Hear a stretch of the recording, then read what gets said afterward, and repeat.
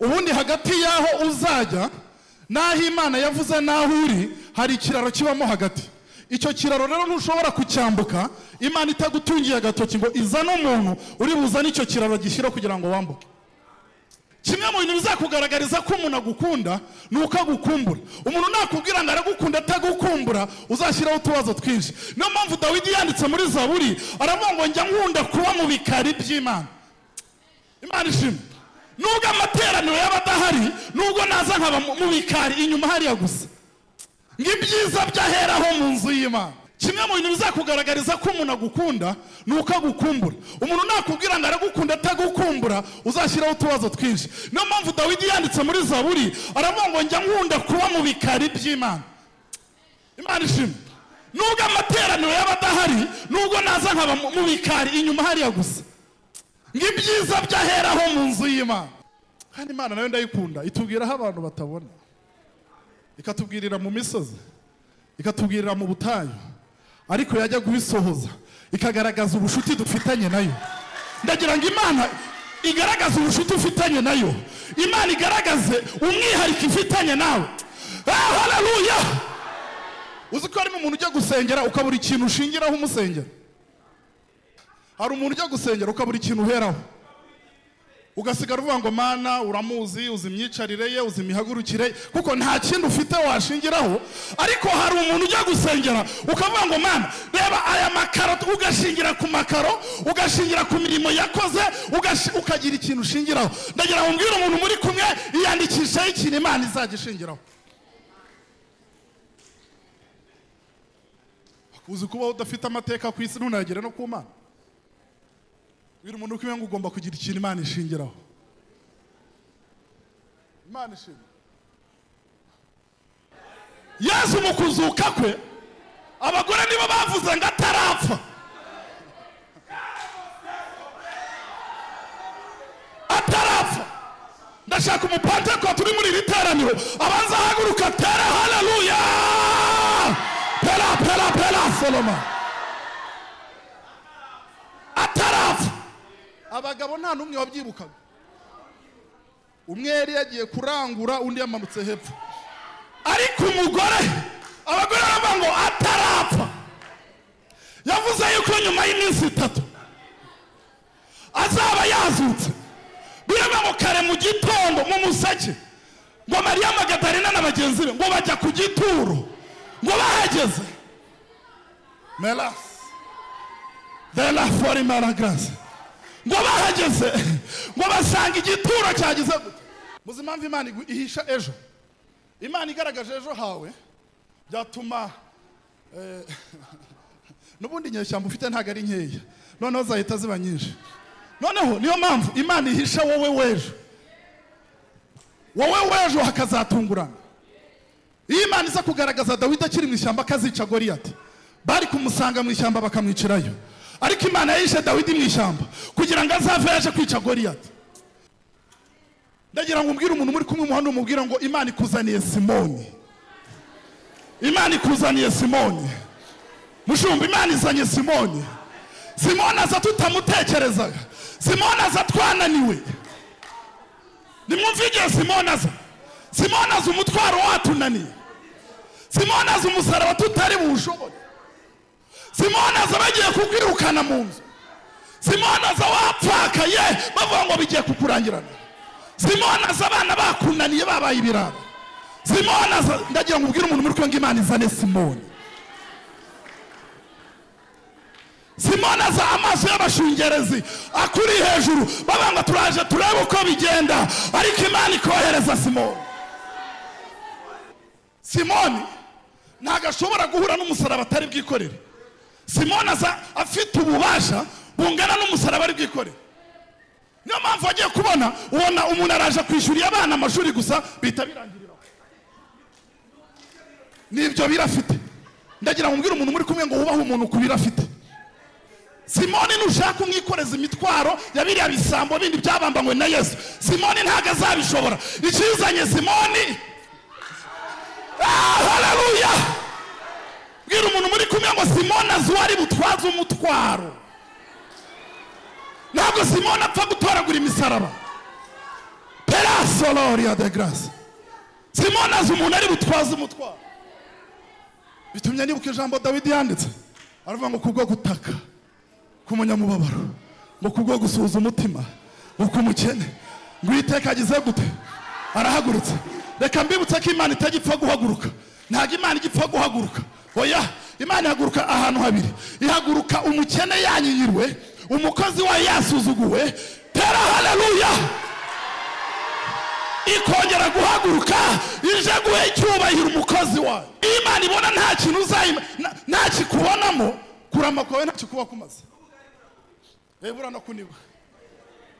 Umugabo umwe yigeze kundusha kwizera, numva arakundushije, aravuga ngo kugira ngo mari imyaka 100 ndimbwa, ngo namara umunsi umwe ndi intare. Ndavuga nondusheje kwizera. Reka nkubwire, aho kugira ngo uzabeho imyaka myinshi nta mateka wasize, ahubwo uzabeho igihe gitoya ariko usiga amateka ku isi mu izina rya Yesu. Uwitwa Rasheli abyara Benjamin, na kimubyara yahise apfa, ariko mu gupfa kwa Rasheli yasize Benjamin. Benjamin yakoze ibyo Rasheli atakoze. Ndagira ngo kurama kwawe uramire kugira ngo izina ry'Imana rihabwe icyubahiro. Tuwenga Imana ni gutabara, uzagume kuri kano karago, indimi nizizakame, uzakomeza uzivuge, Jovanes uzakomeza uyiririmbemo, uzakomeza ugume muri nibature, uko Imana yakuzamura kose. Oh haleluya. Ibyaha bihamba mu mva, mazarazuka rwamuze nase ntagaruka mushimira ibyo. Ubuse ko mfashijwe mbongeza ikindi gitero. Hazaba umunsi shimwe harabagira n'ijuru ryose, Yesu azaza mu bwiza bwe bwose, azimingo mu uwo mwami wanjye. Dore urukundo rwatumye mpfira, ibyaha byanjye bihamba mu mva, maze arazuka rwamuze nase ntagaruka nzamushimira. Icyumba cyo kwa gatanu gitandukanye n'amateraniro yo ku cyumweru. Nta maprotokole menshi dushyiramo. Uko umwuka guha gufashwa bari gufashwa, niwumva guhaye uko ari bugwa bari ko ufashwa mu izina rya Yesu. Hari nkunda kubabwira ko itorero ryacu n'iryo torero rifite abahanuzi benshi mu iteraniro. Ahandi tujya usanga umuntu ufite control aba rumwe wenyine, ariko iwacu barimo abahanuzi benshi cyane. Imana ishimwe cyane. Reka dusome ijambo ry'Imana muri Luka, ubutumwa bwiza bwanditswe na Luka 23 murongo 26. Muri kuhashaka nshimiye ubuyobozi bwacu bwa hano mu Rukiri kubwo kutwemerera guhagarara imbere yanyu, kuko mikrofone muri iki gihe irahenze cyane, rero kubona umuntu agwaye mikrofone ntabwo biba byoroshye. Nshimiye abakozi b'Imana bigishije imbere yanjye kandi baganiriye neza amagambo y'Imana. N'umuririmbyi wacu biva muri mwuga, ndetse dushimiye na gusengarwa idufasha kugira ngo ubutumwa bugere aho twebwe tutabasha kugera. Haranditse ngo baramujyana batangira umuntu witwa Simoni w'umunyakurene waturukaga imusozi, bamukorera umusaraba ngo awikorere akurikiye Yesu. Amen. Reka nsubiremo. Baramujyana batangira umuntu witwaga Simoni w'umunyakurene waturukaga imusozi, bamukorera umusaraba ngo awikorere akurikiye Yesu. Amen. Twese tuvuge ngo amen. Munyikirize tuvuge ngo haleluya. Ahantu wicaye nubona umuntu mwegeranye atari gufashwa uze kwimuka ujyaho umuntu aho bari gufashwa bari. Kuko wizanye wavuye mu rugo nta muntu ugushyizeho agahato, urenga ahantu hatandukanye, wibuza ibyo wari kujyamo, uza mu nzu y'Imana. Ndagira ngo rero uyu mwanya uri bumare mu nzu y'Imana uze kuva hano hari ikintu ufasha, kuko kimwe mu bintu bikomeye mu materaniro ni ijambo ry'Imana. Baririmba bahanura, ariko ijambo ry'Imana ni umwanya ukomeye mu materaniro, kuko ijambo niryo riza ryuzuza ibyabaye byose. Imana ishimwe. Tuvuge ngo haleluya. Cyane haleluya. Biva muri mwuga ari kuririmba, nahoze mbwira umuyobozi niseka ibyo nari kwigisha ko numva yatangiye kubiririmba. Ndagira ngo umbwire umuntu muri kumwe, umubwire ngo Imana yateguye umuntu muri buhure utaruzi ko muri buhure akakugezaho Imana yavuze ko ugomba kuzagira. Iryo ni ryo pfundo ry'ijambo nta nirindi. Bayobozi, hari umuntu Imana yateguye utazi, yamuteguriye kugira ngo akugezaho Imana yavuze ko ugomba kuzagira. Ubundi hagati yaho uzajya naho Imana yavuze naho uri hari ikiraro kibamo hagati. Icyo kiraro rero ntushobora kucyambuka Imana itagutungiye agatoki ngo izana umuntu uri buzane icyo kiraro gishyira kugira ngo wambuke. Tuvuge ngo haleluya. Dusomye amagambo y'Imana mu gitabo cyanditswe na Luka ndamukunda cyane mu banditsi bo muri Bibiliya. Luka yakiriye ubutumwa bwiza mu mwaka 57. Mbibutsa ko Yesu yabayeho donc batangiye kubara bavuye ku ivuka rya Yesu. Yesu amara imyaka 33 ku isi. Muri iyo myaka 33 niyo yakuvuzemo ubutumwa. Mbibutsa ko mu mategeko y'Abayisiraheli umwana w'umusore wari uri munsi y'imyaka 30 nta kintu yabashaga kuvuga mu iteraniro ry'abantu, ndetse bamufataga nk'abagore n'abana. Niyo mpamvu iyo babaraga baravuga ngo hararimo ngo abantu runaka hatarimo abagore n'abana. Ni ukuvuga ngo abasore bose bari munsi y'imyaka 30 bari mu cyiciro cy'abagore n'abana. Niyo mpamvu Yesu yategereje imyaka 30 nta kintu arakora, uretse aho Bibiri tugaragariza yumvisha ari kuribwa afite imyaka 12. Ako tuvuge ngo haleluya. Ndumva nanjye ndi bufashwe.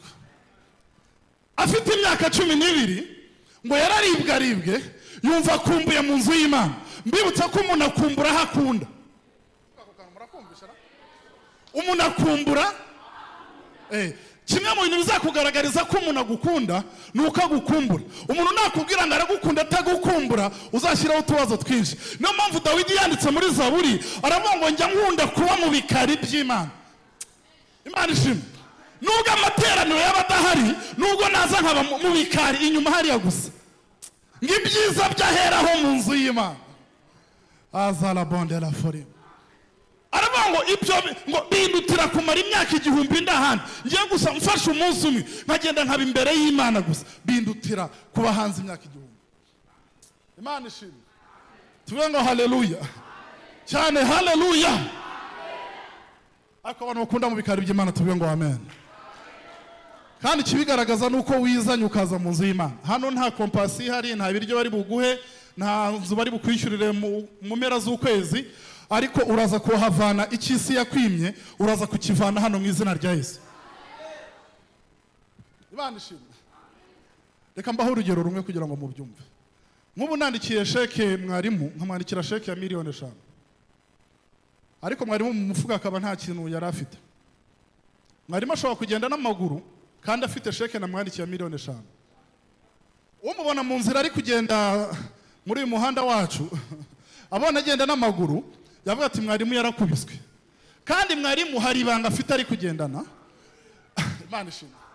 Niyo mpamvu twihanganira ubuzima tunyuramo, ariko hari igihe bizamenyekana yuko hari urwandiko rw'inzira twari dufite, yuko hari ijambo yatuvuzeho. Ndagira ngo uhaguruke utere haleluya.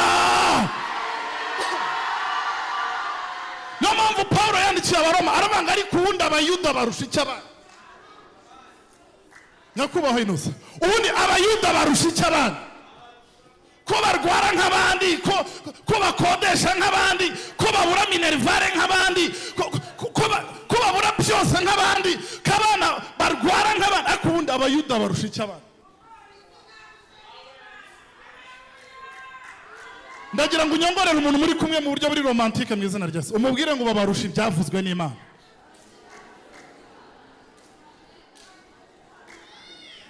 Mubwire ngo babarusha nzahimana.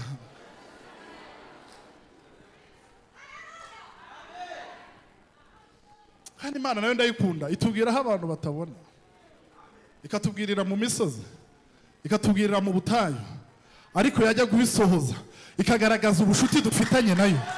Ndagira ngo Imana igaragaze ubushuti ufitanye nayo, Imana igaragaze umwihariko ifitanye nawe. Haleluya. uzi ko harimo umuntu ujya gusengera ukabura ikintu ushingiraho umusengera.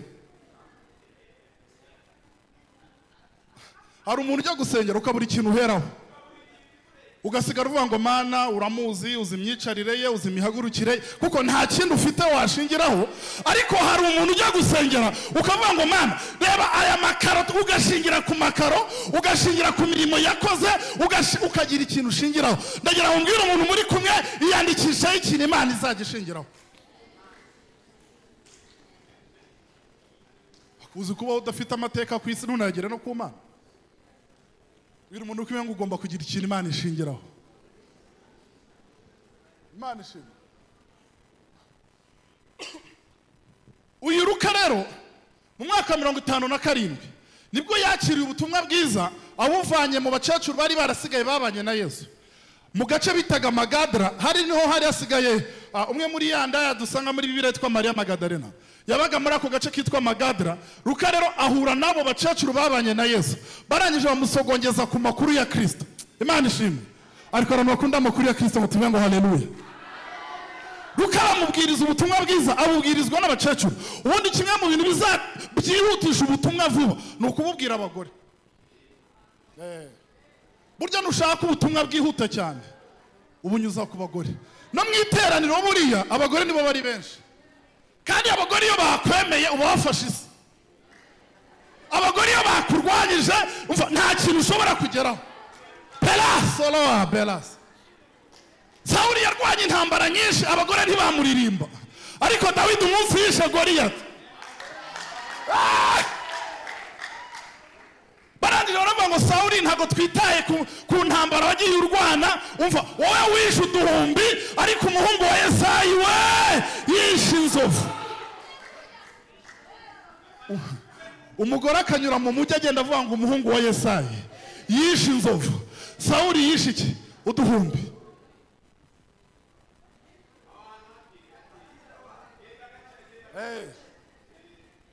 Nubona abagore batakwemera ntago wafatiza, ntago byavamo. Kuko bagira amavuta ari hejuru. Kuko na Yesu ajya kuzuka, ariko ndafashijwe pe. Yesu mu kuzuka kwe abagore nibo bavuze ngo atarapfa. Atarapfa. Ndashaka umupante ko turi muri riteraniro abanza haguruka tera haleluya. Pela Solomon. Atarapfa. Abagabo nta numwe wabyibukaga. Umwe yari yagiye kurangura, undi yamanutse hepfo. Ariko umugore, abagore baravuga ngo atarapfa. Yavuze yuko nyuma y'iminsi 3 azaba yazutse. Biraba ngo kare mu gitondo mu musake ngo Maria Magdalena na bagenzi be ngo bajya ku gituro, ngo bahageze Melas de la forma la grace, ngo bahageze ngo basanga igituro cyagize gute. Muzi mbundi impamvu cyarangaye kira gituro mushumba? Uzi impamvu basanze kirangaye? Nuko abagore nta mbaraga bagira. Ntago bari gushobora kuvanaho igituro.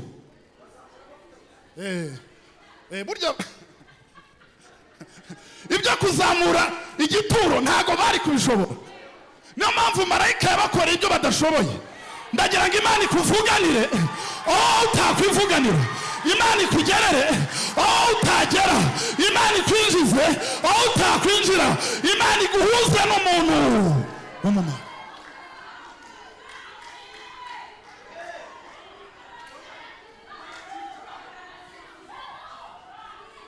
Ibyo ushoboye Imana irabikurekera. Ibyo ngibyo ntacyo bitwaye. Ariko ibyo udashoboye, ibyo ngibyo ni iby'Imana. Ibishoboka ni iby'abantu, ariko ibidashoboka ni iby'Imana.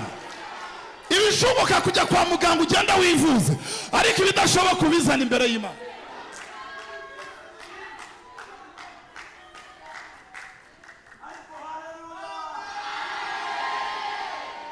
Imana narebye ataba abagore, iki gituro ntago ari bugishobore kukivanaho. Reka nkibavanireho ngo yohereza marayika. Imana hari marayika izanye iwawe kugira ngo avaneho icyo gituro cyari kiriho, kugira ngo avaneho icyo kintu utari gushobora, kugira ngo avaneho icyo kintu cyari kizi ko kigufiteho ububasha. Imana yohereje marayika. Birashoboka yuko wari warabaye iciro ry'imigani, ariko hari umushyitsi Imana ikuzaniye kugira ngo ahindure amateka yawe. None nakunze uyu mumarayika, sinamenye izina rye. Abahanga mu bya Bibiliya muzadushakira izina rye, nanjye ntabwo nigeze mumenya. Reka tumwite Mutabazi. Marayika Mutabazi ngo akimara kuvanaho igitare kugira ngo agaragarize abazimu ko yabasuzuguye. Ndagira ngo uyu munsi dusuzugura abazimu, nitugira akantu na kamwe tubasigira katuma bazamura umutwe. Ngo akimara kuvanaho igitare,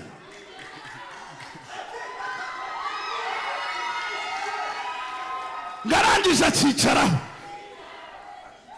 Kera abana iyo barwanaga bakira abana, murabyibuka mukira abana iyo mwarwanaga, hari ukuntu wakubitaga nk'akantu kagahabya, warangiza ukakicaraho. Iyo wakicaragaho kwisha amanene, iyo kakubonaga umanutse kahitaga kazamuka, kakubona umva ntago kakwegeraga, katuye umuntu wampabije akagera n'aho anyicaraho. Nzajya mpimbira ku bandi, ariko iyo ntabwo nzamuhimbiraho. Ndagira ngo Imana ihe gasopa abazimu ku buzima bwawe, bamenye yuko hari ijambo Imana yavuze ku buzima bwawe, bamenye yuko hari ikimenyetso Imana yashyize ku buzima bwawe. Ndagira ngo utere haleluya.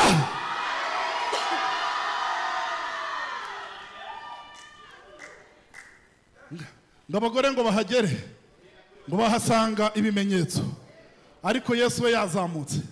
Ubundi Yesu ntabwo yari kuzamuka adasize ibimenyetso, yasize umwitero kugira ngo amenye ko ari we.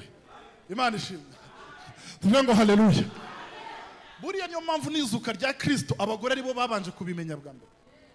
Buriya abagabo aribo baza kugenda bagasanga Yesu yazutse. Muzi ukuntu byari kugenda? Yari kuhagera akavuga ati uzi ko yazutse bana, bikaba birangiriye aho ngaho. Yari kuhagera batuzi ko yazutse, ubwo bikarangiriye aho ngaho. Ngo se nibyo, kuko muribuka yuko mwizuka rye abafarisayo n'abatambyi bakuru barasabye ngo nimuzajye muvuga yuko yazutse, ahubwo mujye muvuga ko abasirikare bari basinziriye. Noneho bakabaca inyuma bigishwa bakamufata. Ariko ndagira ngo nkubwire ko ukuri ntabwo kujya gutsindwa. Ushobora kugutsikamira imyaka 100, ariko rimwe kukazamura umutwe. Ushobora kugenda wirukanga ikinyoma kikagusiga, ariko kukagenda buhoro buhoro, ariko iyo kuhageze bamenya yuko ari ukuri. Bwira umuntu muri kumwe umubwira ngo ukuri ntabwo kujya gutsindwa. Mu ntambara utazarwana ntuzarwane n'umunyakuri, ni kujya gutsindwa. Uzi ko umuntu aguharabika akakubeshya akagushyiraho amadosiye, ukuri kukagenda komboka. Rero njye ari ikintu ujya nkunda, burya umuntu ukomeye ntabwo ajya yikomeza. Ukuri ntabwo kugira akavuyo, ukuri kuriyoroshya. Mari gumugisha kura niyubaha. Burya nubona umuntu akunda gusakuza cyane, avuga cyane, yivuga cyane, mfite ibi, nubatse ibi, ngeze kuri ibi, uzamenye ko ari mechanisme de defense. Uwo muntu nta kintu afite.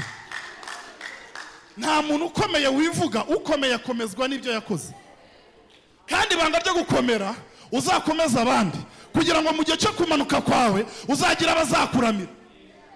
Sogwa murakumvisha?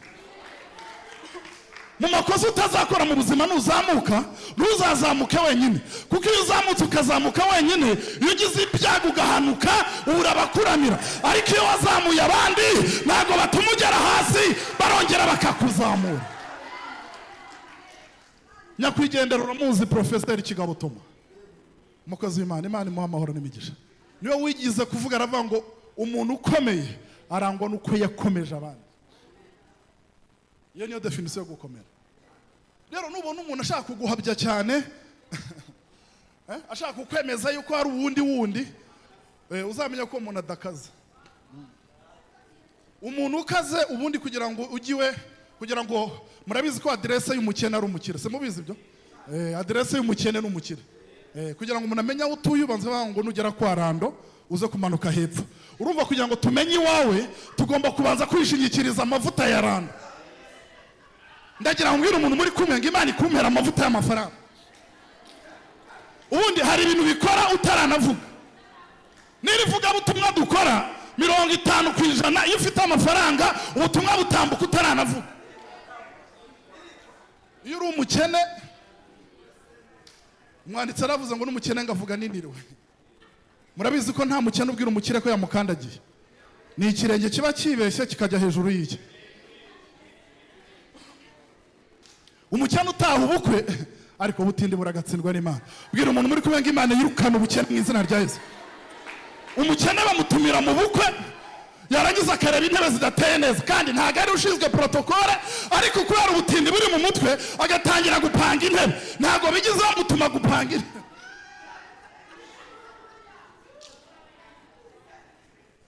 Ngo ukijundika abantu ngo ntibajya bantumira mu bukwe. Nose baragutumira ukora iki?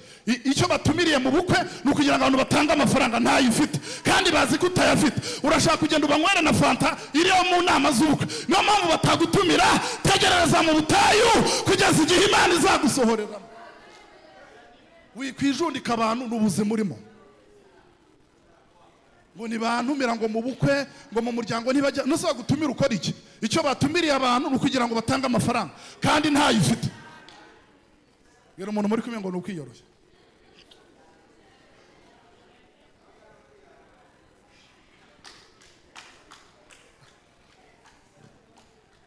Sifa kwa Mungu. Sifa kwa Mungu. Ndagira ngo mbwire umuntu muri kumwe umubwire ngo ubutabazi bw'Imana buracyahari ku buryo yatabaye abandi nawe uri umukandida wo kuba yagutabara. Utabyemera ntabivuge ariko ubyemera bivuge mu izina rya Yesu. Ndagira ngo mbwire ko iyibutse Abraham afite imyaka 100 ikamuha umwana.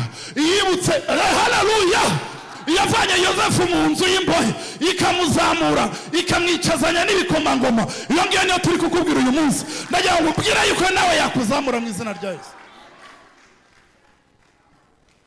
De la forima la bros. Sifa kwa Mungu. Imana rero nayo ndayikunda. Imana ikunda guhisha abo tuzababo. Umuntu akakubonera muri preza. Umuntu akakubonera mu buzima urimo bwa current. Muzima mvi Imana ihisha ejo. Imana igaragaje ejo hawe byatuma nubundi nyeshyamba ufite ntago ari nkeya. Noneho zahita ziba nyinshi. Noneho niyo mpamvu Imana ihisha wowe wejo. Wowe wejo hakazatungurana. Imana iza kugaragaza Dawidi akiri mu ishyamba akazica Goliyati. Bari kumusanga mu ishyamba bakamwicirayo. Ariko Imana yahishe Dawidi mu ishyamba kugira ngo azave yaje kwica Goliyati. Haleluya! Imana ishimwe. Ijambo twasomye rero. Uyu mugabo witwa Simoni w'umunyakurene. Kurene ni hano haruguru muri Libya kwa Kadafi. Hariya neza Kadafi avuka ni muri Kurene, hariya niho Simoni avuka. Uyu mugabo witwa Simoni akumata twanda tukamusabira amahoro n'imigisha. Imana imuha amahoro n'imigisha. Umugabo witwa Simoni w'umunyakurene. Ndafashijwe. Bayobozi. Simoni w'umunyakurene yiviriye mu rugo amaze gukaraba. Yishyiriyemo agakanzu ke. Na rugabira nizo zari stile z'icyo gihe. Umuhungu arigendera mu nzira bisanzwe. Nta gahunda yo gutwaza umuntu umusaraba yari ihari. Nta gahunda yo gutwaza Yesu umusaraba yari ihari. Simoni ntabwo yari azi yuko Yesu bari bunamubambe. We yari mu nzira agenda. Ndagira ngo ubwire ko aho utatekerezaga inzira niho Imana igiye kuvana inzira mu izina rya Yesu. Tera haleluya. Aho utibwiraga yuko byakunda aho niho bigiye gukunda. Mela sala bolas. Ndagira ngo umbwire umuntu muri kumwe muhanda umubwira ngo Imana ikuzaniye Simoni. Imana ikuzaniye Simoni. Mushumba Imana izanye Simoni. Simoni aza tutamutekerezaga. Simoni aza twananiwe. Nimwumvige Simoni aza. Simoni aza umutwaro watunaniye. Simoni aza umusaraba tutari bushobore. Simoni aza bagiye kukwirukana mu nzu. Simoni aza wapfakaye bavuga ngo bigiye kukurangirana. Simoni aza abana bakunaniye babaye ibirara. Simoni aza ndagira ngo ubwire umuntu muri ko ngo Imana izane Simoni. Simoni aza amaso y'abashungerezi akuri hejuru bavuga ngo turaje turebe uko bigenda ariko Imana ikohereza Simoni. Imana iguha umugisha muyobozi wacu muyenze kadakomera Imana amashyi menshi ku bw'abafana. ndagira ngo mbwire umuntu uri kwanga Imana ikuzanire Simoni. Kandi ikindi kintu umuyobozi, Simoni aza yikorera umusaraba ungana n'ibiro afite. Suga murakumvisha, Simoni ntago ashobora guhura n'umusaraba atari bwikorere. Simoni aza afite ububasha bungana n'umusaraba ari bwikorere. Niyo mpamvu agiye kubona ubona umuntu araje kwishyurira abana amashuri gusa bita birangirira. Nibyo birafite. Ndagira ngo mbwire umuntu muri kumwe ngo wubahe umuntu ku birafite.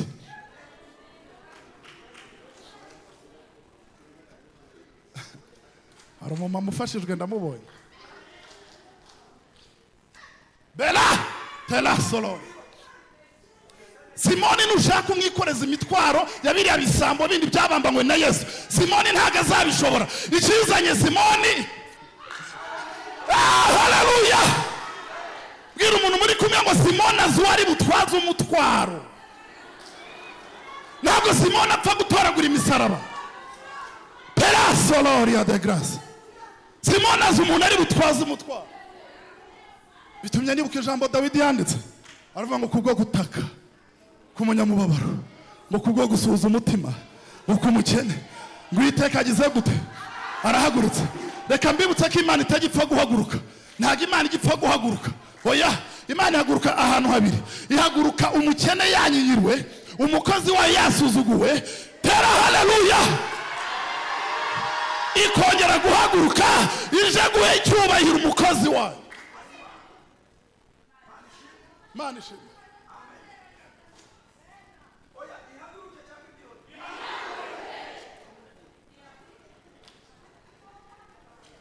Bariza umuntu muri kumwe ng'Imana idahaguruka ntago uba warasebya. Reka mbibutse yuko mutazi kwambuka imihanda kurusha impanuka zahitanye. Mushumba, abahitanywe n'impanuka suko batazi gutera imibare yo kwambuka. Abakoze impanuka z'imodoka suko badafite perimi yo gutwara. Ahubwo nuko Imana yaje ikakubamba amahema.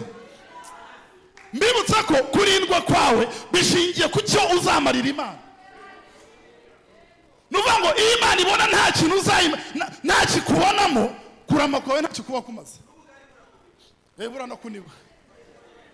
Umugabo umwe yigeze kundusha kwizera, numva arakundushije, aravuga ngo kugira ngo mari imyaka 100 ndimuka, ngo namara umunsi umwe ndi intare. Ndavuga nondushije kwizera.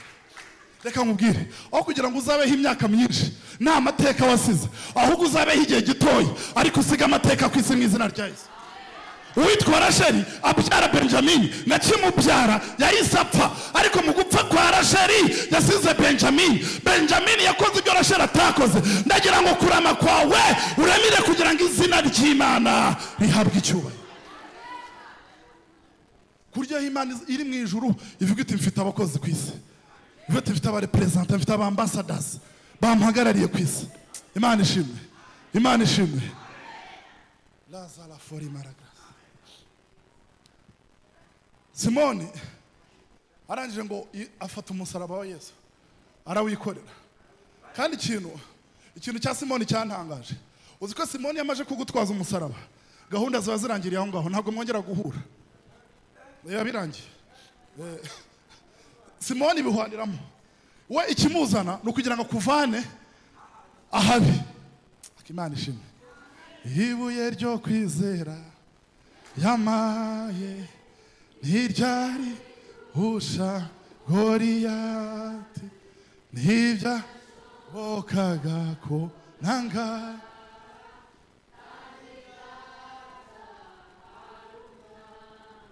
Kugira ngo Yosefu agere ibwami yarakeneye Potifari. Tuvuge ngo amen. Turi kumwe. Reka ngasobanura. Imana ivugana natwe, ariko ndafashijwe. Imana ivugana natwe. No, ikintu Imana ikora niki? Imana iduhuza n'abafite ibyo turi gusaba. Ntago mukumvisha. Nukuvuga ngo ikintu Imana ikora niki? Imana iduhuza n'abafite ibyo turi gusaba. Noneho imana yabwiye yosefu yuko izamuzamura, imiba yose ikikubita imbere ye, ariko yosefu ibyo ntabwo byari kwikora. Yari akeneye Potifari, Potifari nawe yari akeneye Abameleki, Abameleki bagejeje yosefu mu maboko ya Potifari, Potifari nawe ageza yosefu mu nzu y'imbohe, mu nzu y'imbohe ahura n'umuntu ufite amavuta y'abana. Imana ishimwe. Ubundi kugira ngo ugere aho Imana yavuze bizagusaba ko Imana iguhuza n'umuntu uri bukugeza aho Imana yavuze. Mbibutsa yuko Imana mutazigera muhura mu muhanda, ntabwo muzigera muhurira mu modoka, ahubwo Imana muzahura muri uwo muntu mwicaranye. Hakaba hari umugabo bari barafunze wari umuhereza wa vino w'ibwami, kumbe Imana yamuteguye kugira ngo azafate Yosefu amuzamura amugeze ku bwami. Mu yandi magambo, uriya mugabo wafunzwe ntabwo ari igifungo gusa, ahubwo yagiyemo kubera impamvu ya Yosefu. Murabyemera? Kuko Yosefu akimara kumurotorera inzozi yahise ava muri gereza. Ni ukuvuga ngo icyo yari ashinzwe gukoramo cyari kirangiye. Imana ishimwe, Imana ishimwe. Uriya mugabo Yosefu yarantangaje. Yabwiye uriya mugabo yarahanuriyeho muri gereza, arambwira ati rero nuramuka ugeze ibwami uramenya uzanyubuke. Reka mbabwire, Imana itakwibutse nubwo wabahanuriye umuntu kajana ukanamuhanurira yuko avuye mu rupfu akaruvamo arureba, yavamo akakwibagirwa. Ariko iyi Imana yakwibutse, wari warakwibagiye, Imana irongera ikamukwibutsa. Imana ishimwe. Kimwe mu bintu bibabaje ni abantu tubana mu butayu bagera i Kanani bakatwibagirwa. Reka mbabwire, iyo umuntu yakwibagiwe mwarabanye mu butayu, ikintu Imana ikora ni iki: ntabwo Imana yongera kunyura muri uriya, ahubwo Imana izana haleluya, izana abandi bakugeza aho ugomba kugera.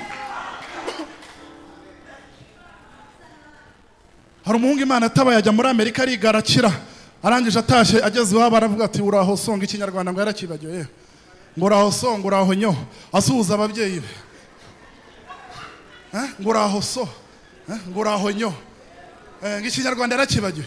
Bwira umuntu muri kubenga Imana ni gutabara, uzagume kuri kano karago, indimi ntizizakame, uzakomeza uzivuge, Jovanesi uzakomeza uyiririmbemo, uzakomeza ugume muri nibature, uko Imana yakuzamura kose. Haleluya. Mwanyingize nkababwira akantu karyoshye. Muyobozi, uzi ko nta rwego umuntu agera hatakenera Imana? Sa nkukamubwirira umuntu. Reka buriya tubabwira ngo kamumbwirire abigisha kugira ngo tumenye ko muri kutwumva, nuko tubabwira ibintu mukora mukabikora. Kuko tutayibabwiye ntabwo twamenya ko biri gufata. Ariko iyo mubwiye ngo gira gutyo ukabigira, ndavuga ni isomo ryanjye ririmo rirafata. Imari nazanye irimo iragurwa. Rero ndagira ngo mumfashe imari yanjye ntimpereho mu izina rya Yesu.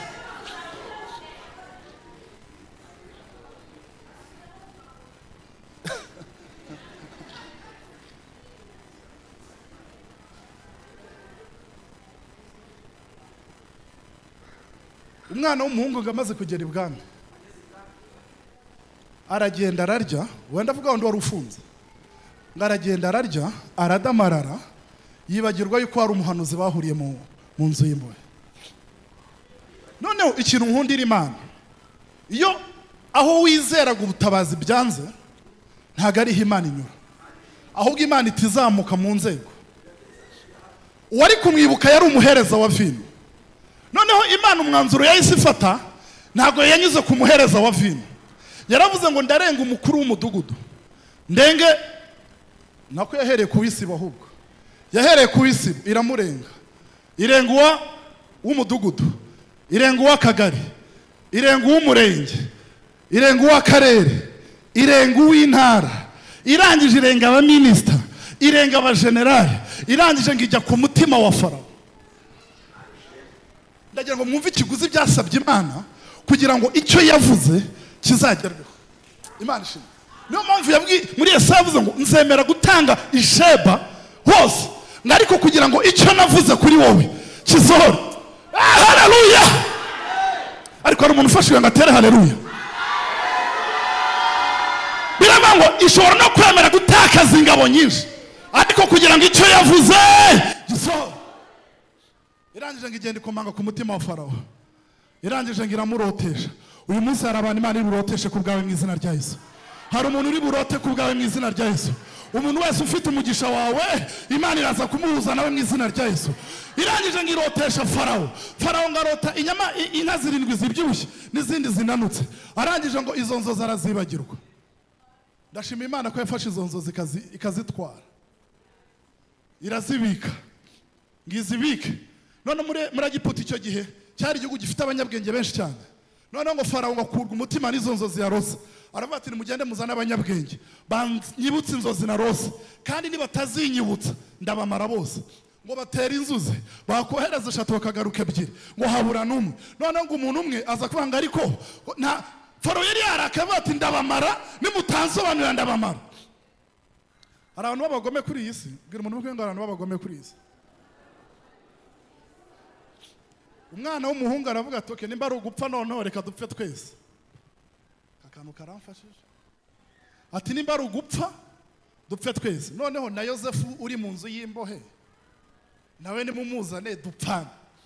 Kumbe ibyo batekerezaga ko ari ugupfa niho Imana itangije ubuzima. Ndagira ngo umbwire umuntu muri kumwe umumbwire ngaho bari bazi ko hagiye kujyaho akadomo Imana igiye gushyiraho akitso yuko bigikomeza.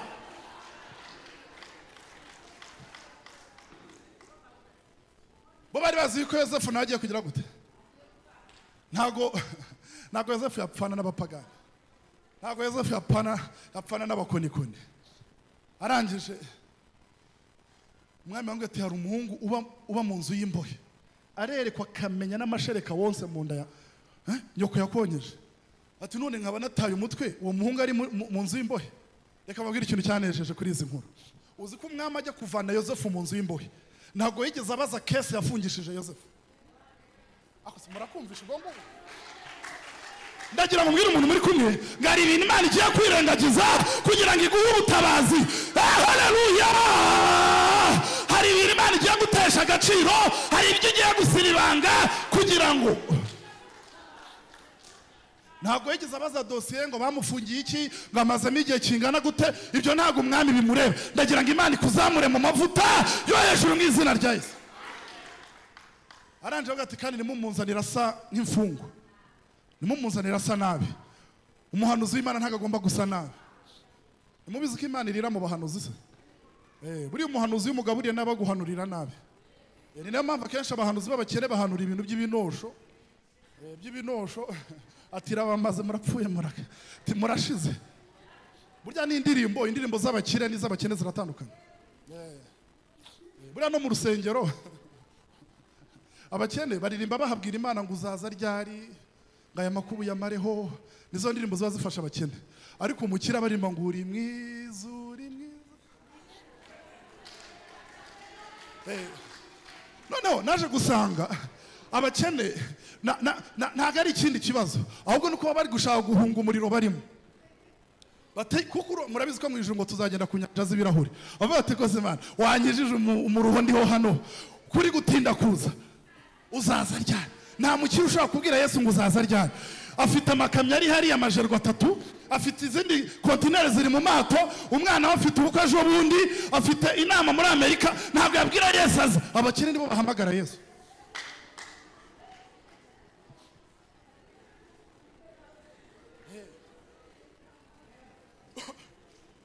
Uzi inshuro mwamuhamagaye nuko nawe yanze kuza.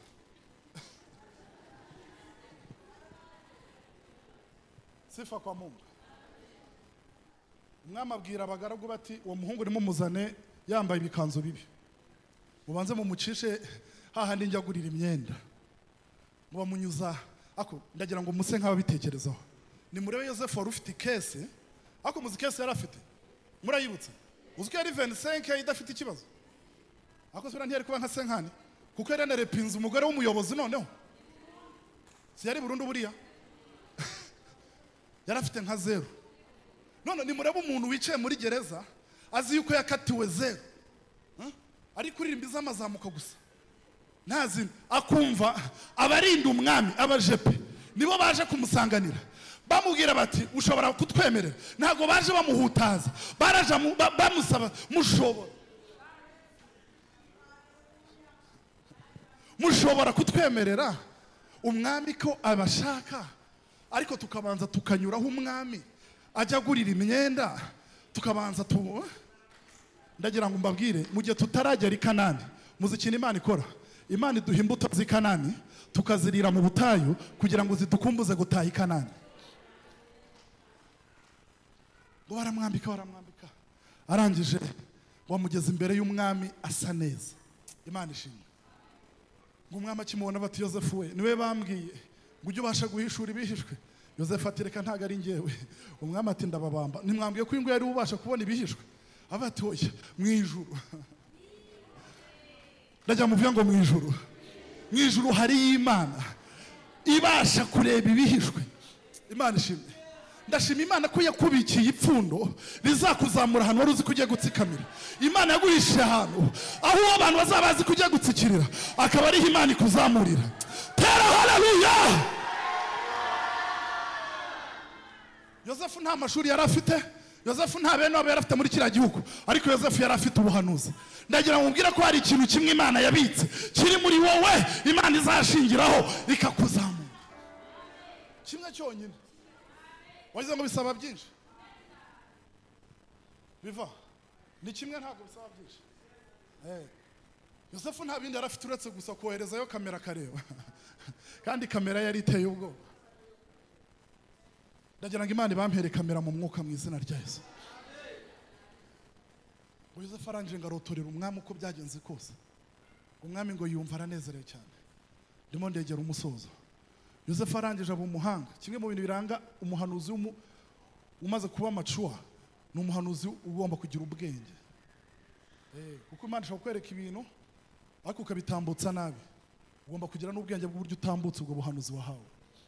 Yosefu rero naramukunze cyane, kubera ko yarazi ko nta yindi ngingo imurengera uretse y'umwuka. Yabwiye Farawo, aramubwira ati rero ibi bihe bigiye kuza by'inzara, ndakurahiye do nutabona umuntu uri mu mwuka w'Imana kugira ngo abashe kumanaginga ubu bukene bugiye kuza, buzabamara ubukene mwese. Mbibutse ko impamvu yavuze umwuka w'Imana niyo turufu yari afite yonyine yacungiragaho, kandi muri icyo gihugu bose nta n'umwe wari ufite, cyari igihugu cy'abanyamahanga. Ngo bari mu nama ngo bashaka umuntu uri mu mwuka w'Imana, baramubura. None ngo umwe azamura ikiganza, abatari ku bundi turaruha dushaka undi uwabihanuye nahari.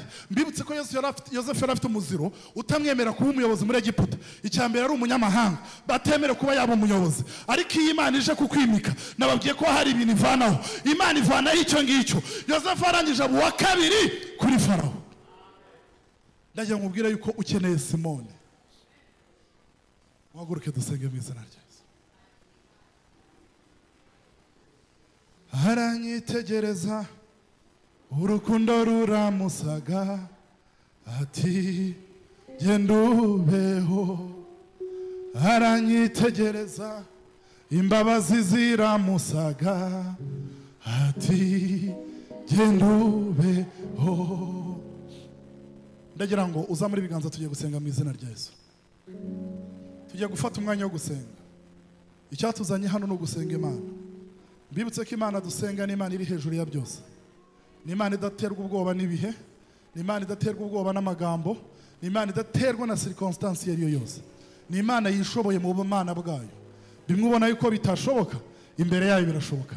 Bimwe bakubwiye yuko byarangiye, ku Mana biracyashoboka. Ndagira ngo uyu mwanya tugiye gusenga, kandi mu nkundire mu baba Pentecote mu izina rya Yesu. Abacuranzi mube stand by, mushyiramo akazi kigake akaringaniye, kuko tugiye gukora umwigaragambyo mutagatifu hano. Tugiye kwigaragambya ku myanzuro yose y'abazimu, ibyo bagufatiyeho imyanzuro yose tugiye kwicishamo mukato mu izina rya Yesu. Ibyo bagutongereye tugiye kugutongeraho umwuka w'Imana mu izina rya Yesu. Ndagira ngo aho hantu baguhambiriye tugiye kuhaguhambura mu izina rya Yesu. Urwo rwobo bakujugunyemo turoherezamo marayika w'Imana ararukuvanamo mu izina rya Yesu. Ayo magambo y'urucantege nye bakuvuzeho, hari ijambo ry'ubuhanuzi bigiye kuza ku buzima bwawe. Muri tayari? Abari tayari muvuge ngo haleluya numva. Uwumva adari bushobore gusenga yicare. Ubu tugiye gukora n'abantu bagiye gusenga. Tugiye gukora icyo bita fight. Tugiye gufightinga. Tugiye gusenga le feri dans la crosse à la bonde de la farima. Kandi unyemerera usenga ugenda. Uko umwuka ari buguha bari kusenga. ntabwo wo gusenga wicaye usenge wicaye, ntabwo wo gusenga uryame. Turi abapantekote biravuga ngo abayoborwa n'umwuka w'Imana nibo bana b'Imana. Ibi bindi ni muri nimba byarasenyeye, ariko ndagira ngo nayo tekinike yawe ugiye gukoresha isenyeye ariko mu izina rya Yesu. Muri tayari pera solori ya masi tira kasala mandala pira saria forima la bras. Ndagira ngo usenge shyiramo akazi kigakeya dusenga mu izina rya Yesu.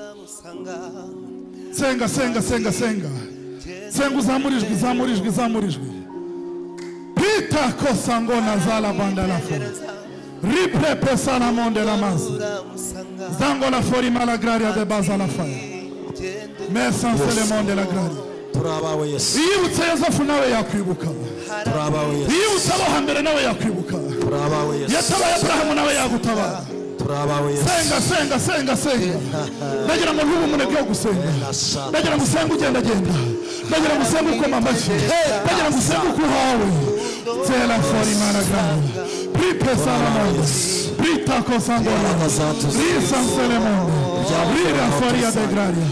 Zango na was, left for Azala, Rico Sanselema, Tango Zawaya, Mango Zawaya Fire, Ripe Senga.